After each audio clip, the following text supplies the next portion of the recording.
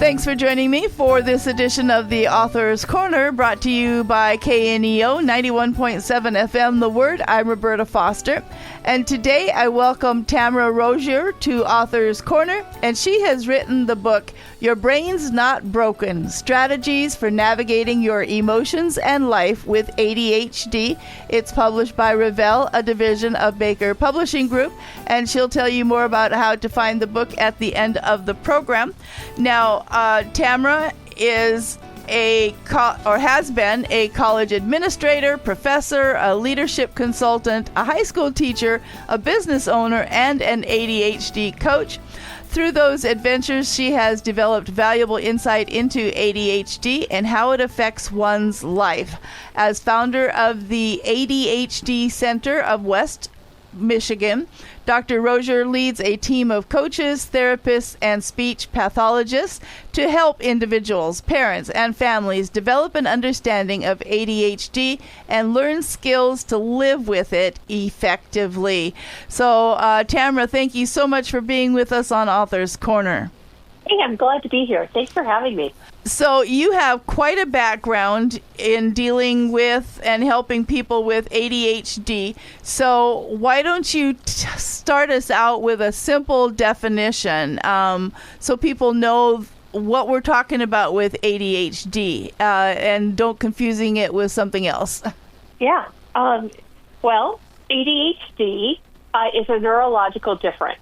And we tend to see the neurological difference cluster around emotional regulation and executive function, like short-term memory, which is kind of like remembering where you parked your car at the grocery store, okay. Things like that, organization, planning ahead. So that's just a very quick thing. A lot of people still say ADD, and ADD isn't really a term used anymore. Okay. Now it's all clustered under ADHD. Okay. Well, the title of your book is Your Brain's Not Broken, and on the back of your book it says that the difference in circuitry is not somehow wrong, incomplete, or shameful. Why is it important to understand that, especially as we think about that we are God's creation? Yeah. You know, I'll never forget, I was driving down the road one day, and I was so irritated with how my brain was working. I felt less than, and frankly, I felt less than as a Christian. I'm going to make a confession here. I hate doing daily devotion the way that I was taught to do daily devotion. Okay. I hate it. I love Jesus. I hate devotion. and what I hate is sitting. I hate I have ADHD, so I forget to do things, and then I feel really badly that I forget it.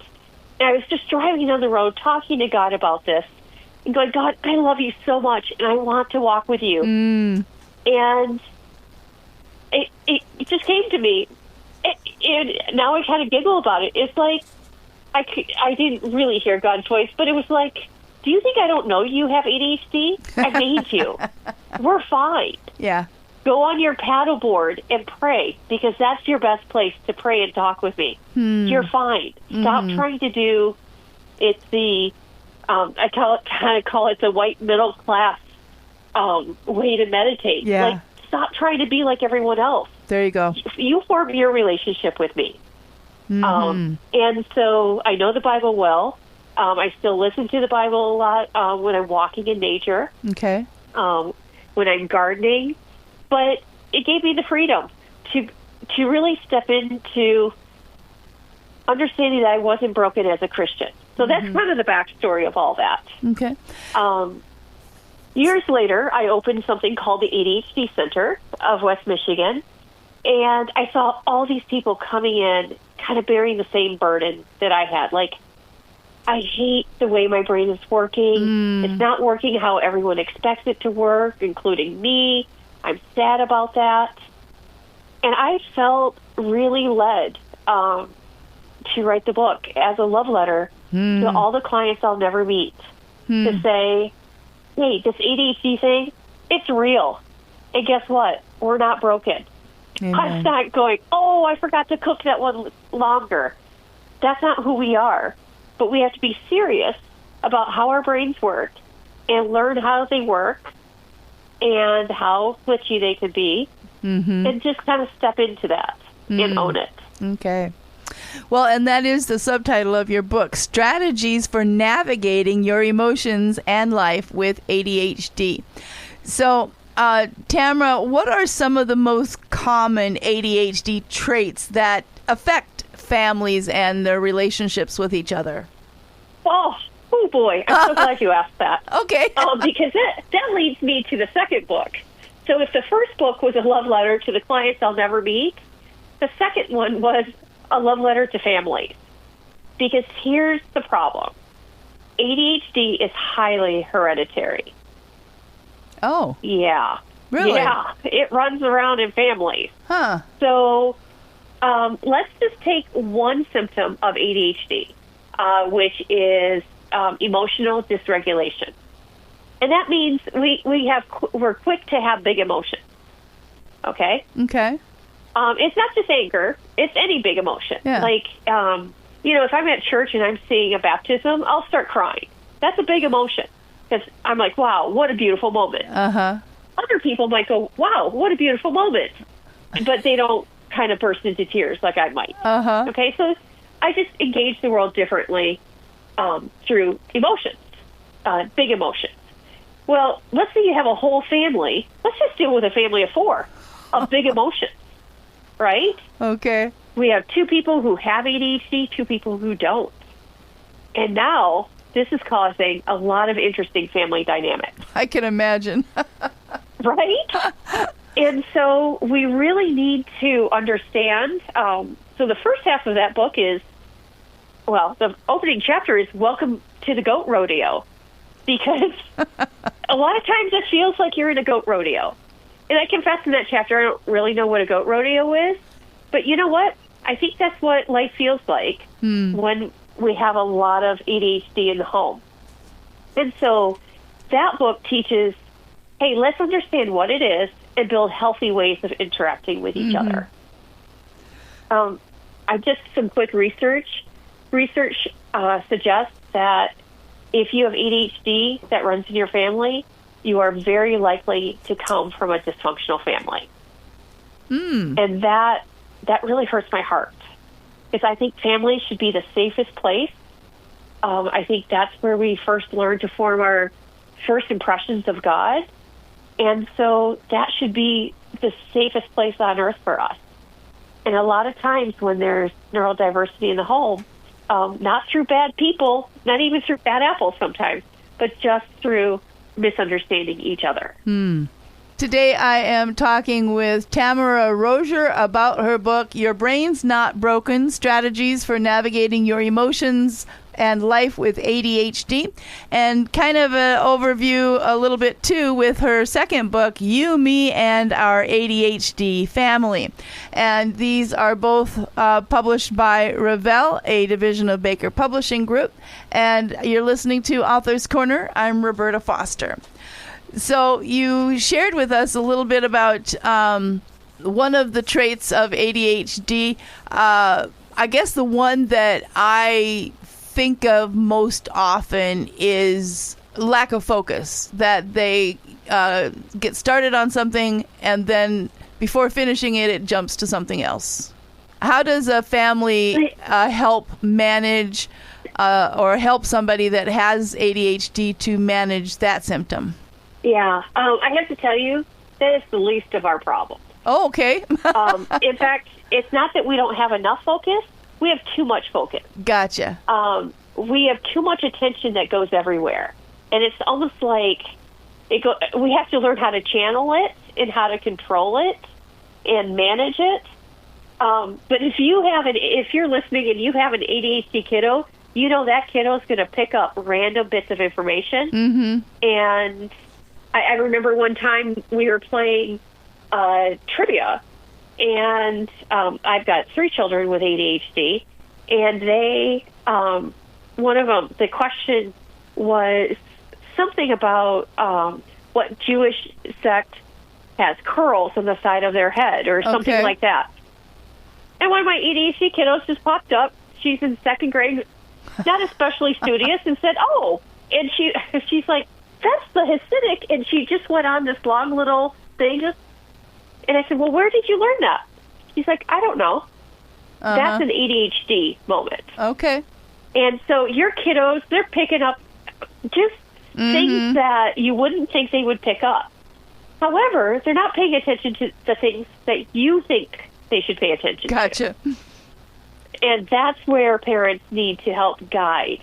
Now, let me remind you, though, if you have one kiddo with ADHD and they're a biological child, you probably have a parent with ADHD.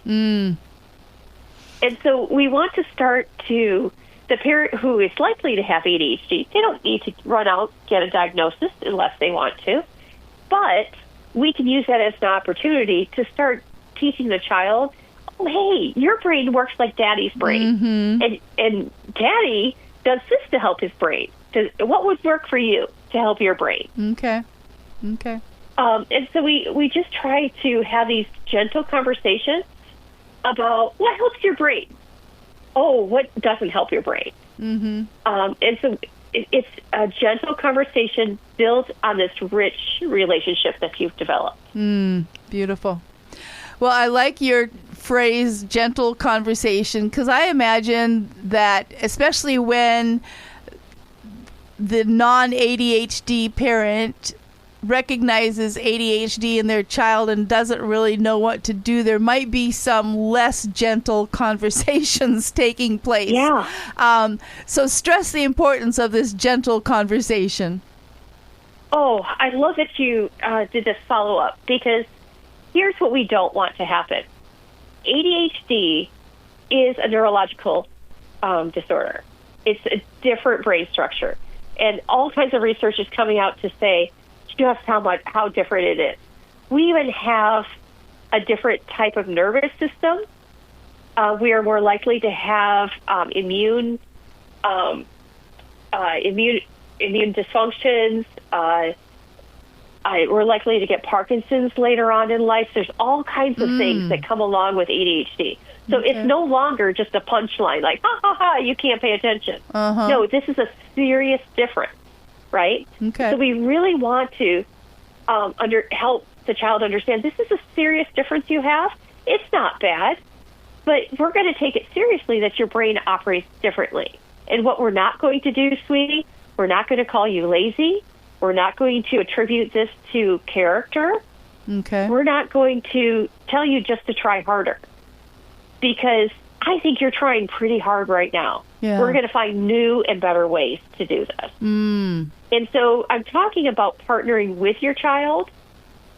And think about this, and I talk to parents about this all the time. What does God do with us? Well, I've read the Bible several times, and I see God as a partner. He's always asking, will you partner with me? Will you partner with me?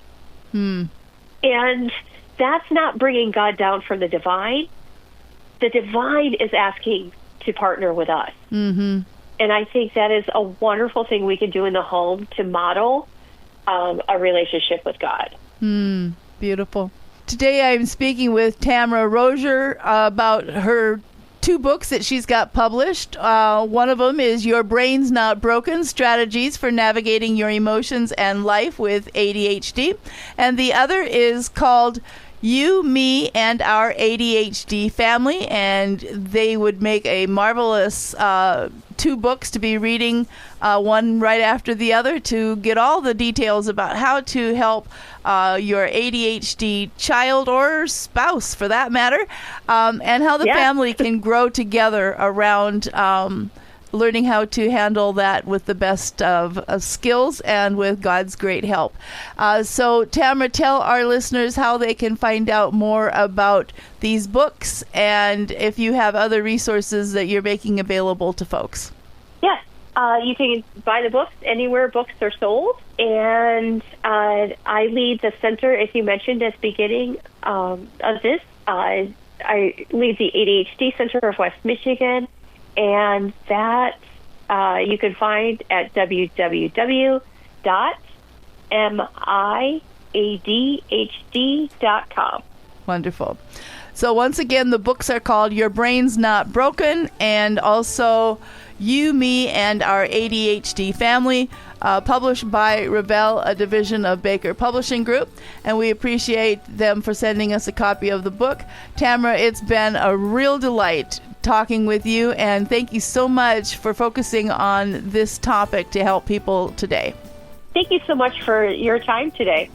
This is really my passion, to help individuals and families. And to our listeners, thank you so much for tuning in. And if you'd like to hear this interview again or share it with someone else, you can find it on your favorite podcast platform or through kneo.org. Thank you so much for tuning in. This is Roberta Foster on the Author's Corner. Join me again next time.